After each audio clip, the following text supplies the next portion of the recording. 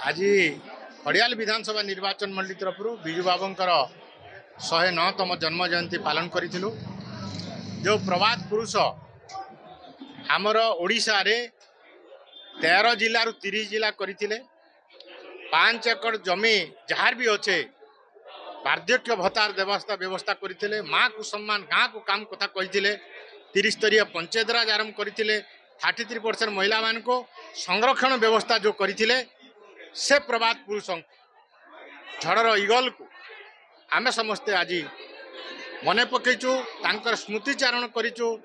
तांकर जो ओडिशा प्रति जो काम करथिले हीराकुद डैम ठू आरंभ करी आमर पारादीप बंदर ठू आरंभ करी जहाँ जहाँ सड़क बिजली पानी तांकर थिला ओडिशार गोटे गरीब 2 मुठा केमती खाई पारिबो भल गोटे छात घर रही पारिबो ये थिला जो सपना ताकू बिजु बाबू पूरण करुथिले। तांकर उदरा स्वप्न को 24 वर्ष भितरे तांकर सुपुत्र नवीन पट्टनायक बहुत आगे नहीं थिले।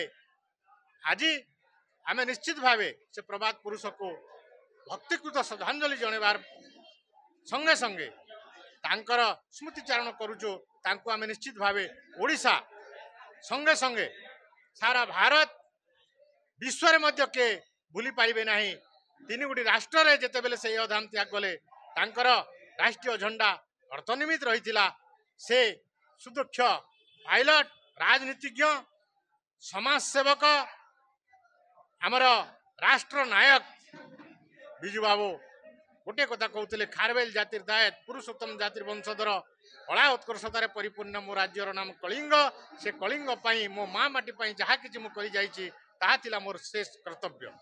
सर्वप्रथमे आज ये जो पवित्र दिवस 109तम बिजु बाबूंकर जन्म जयंती उत्सव रे समस्त ओडिशावासी को मोर तरफ अभिनंदन एवं शुभेच्छा देवी। आज जो पवित्र दिवस रे आम समस्त उपस्थित अच्छु खड़ियाल निर्वाचन मंडल खड़ियाल अग्रसेन भवन ठारे आज बहु संख्यार आम कार्यकर्ता खड़ियार बोडेन सिनापाली आज आसिक बिजु बाबूंकर आज जन्मोत्सव आम पालन करूँ। एवं आज आम संकल्प नहींचु जो प्रभात पुरुष बिजु बाबू नवनिर्मित ओडिशार जो निर्माता एवं जे कि केवल खाली भारत वर्षर नहीं समग्र विश्व रे ओडिशा को गोटे परिचय देथिले।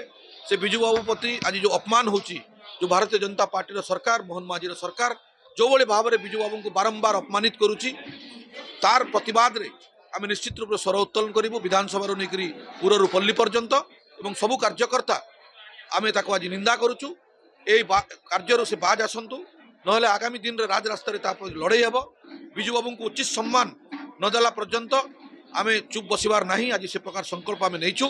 आगामी दिन रे मोहन माझी सरकार को भारतीय जनता पार्टी सरकार को लोकलोचन को आम आणबू एवं जो आम पूर्वतन मुख्यमंत्री माननीय नवीन पट्टनायक जो जनमुखी कार्यक्रम मान करते से कार्यक्रम को लोकों पाखे केमती आम पहुँचबू सेटा आज आम समस्त संकल्प नहीं।